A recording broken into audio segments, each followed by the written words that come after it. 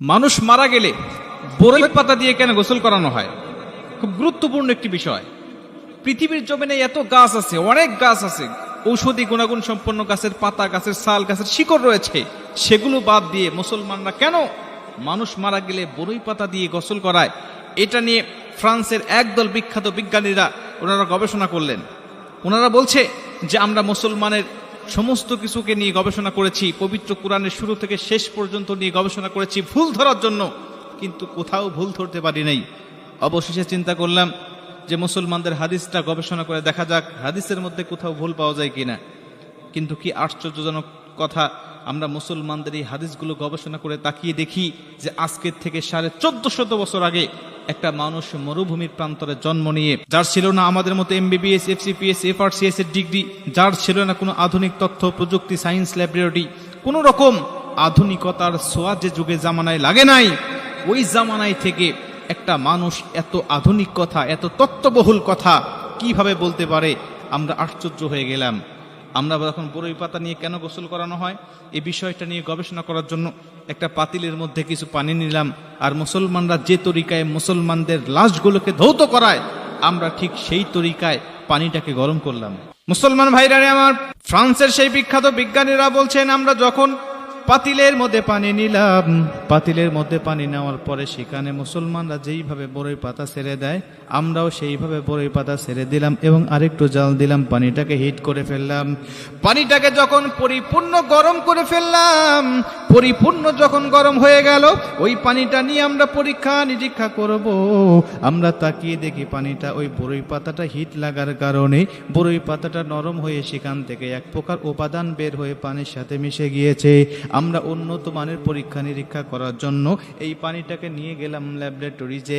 ল্যাবে নিয়ে যখন আমরা পরীক্ষা করা শুরু করলাম, আমরা পরীক্ষা নিরীক্ষা করার পরে এমন একটি আশ্চর্যজনক তথ্য পেলাম, এমন একটি আশ্চর্যজনক তথ্য পেলাম, যেই তথ্য পাওয়ার পরে আমরা ফ্রান্সের একদল বিখ্যাত বিজ্ঞানী আমাদের বাপ দাদার ধর্ম ছেড়ে দিয়ে কালেমা পড়ে মুসলমান হয়ে গেলাম। জোরে কোন সুবহানাল্লাহ। আমরা কালেমা পড়ে মুসলমান হয়ে গেলাম। কেন? তিনি বলছেন আজকের থেকে 1450 বছর আগে একটা মানুষের পক্ষে কখনোই এই তথ্যগুলো দেওয়া সম্ভব নয়। কারণ মুসলমানদের নবী আমাদের মতো MBBS, FCPS, FRCS এর ডিগ্রিধারী কোনো ডাক্তার ছিলেন না, আর আমাদের মতো এত আধুনিক যন্ত্রপাতিও তার ছিল না। তিনি কিভাবে এই বিষয়গুলো লক্ষ্য করলেন? তিনি বলছেন আমরা এই বিষয়টা নিয়ে যখন গবেষণা করলাম আমাদের মনে একটা প্রশ্ন খেললো যে মুসলমানদের নবী তাহলে জানলো কেমন করে? আমরা পবিত্র কোরআনের একটি আয়াত আমাদের মনে হলো, কারণ আমরা পবিত্র কোরআন গবেষণা করেছি শুরু থেকে শেষ পর্যন্ত। আমরা সূরাতুন নাজমের একটি আয়াত পেয়ে গেলাম, আর ওই আয়াতের মধ্যে মুসলমানদের সৃষ্টিকর্তা এই পবিত্র কোরআনের লেখক উনি বলেছেন মা ইয়ানতিকু আনিল হাওয়া ইন হুয়া ইল্লা ওয়াহয়ু ইউহা। রে পৃথিবীর মানুষেরা তোমরা শোনো, আমার নবী 63 বছর জিন্দিগিতে যা কিছু করেছে, যা কিছু বলেছে, যা কিছু তিনি সাহাবীদেরকে করার আদেশ করেছে, একটা কথা তিনি নিজের মুখে বলেন নাই, নিজে বানিয়ে বলেন নাই, একটা কথা তার নিজের চিন্তা চেতনা থেকে বলেন নাই। প্রত্যেকটা কাজ, প্রত্যেকটা কথা আমি আল্লাহ পাক যতক্ষণ পর্যন্ত তাকে বলতে বলেছি ততক্ষণ পর্যন্ত তিনি বলেছেন। যখন চুপ থাকতে বলেছি তখন তিনি চুপ থেকেছে।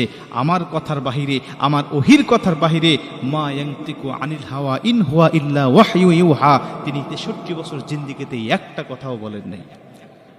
মুসলমান ভাইরা আমার, ফ্রান্সের সেই বিখ্যাত বিজ্ঞানীরা বলছেন যদি কোনো মানুষ সৃষ্টিকর্তার কথা অনুযায়ী যদি চলতে পারে, যদি সত্যি মুসলমানদের এই নবী আমাদের সৃষ্টিকর্তার কথা অনুযায়ী যদি চলে থাকে এবং তার কথাই যদি সে দুনিয়ার জমিনে বাস্তবায়ন করে থাকে, তাহলে সৃষ্টিকর্তার ধর্মটাই তার ধর্ম, এতে কোনো সন্দেহ নাই।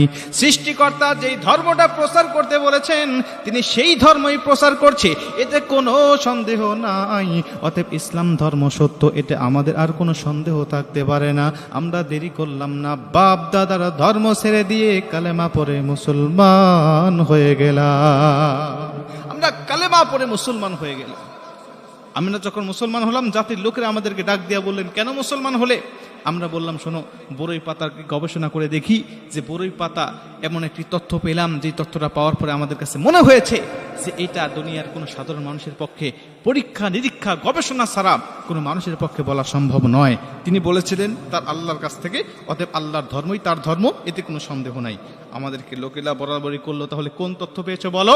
আমরা বলতে লাগলাম শোনো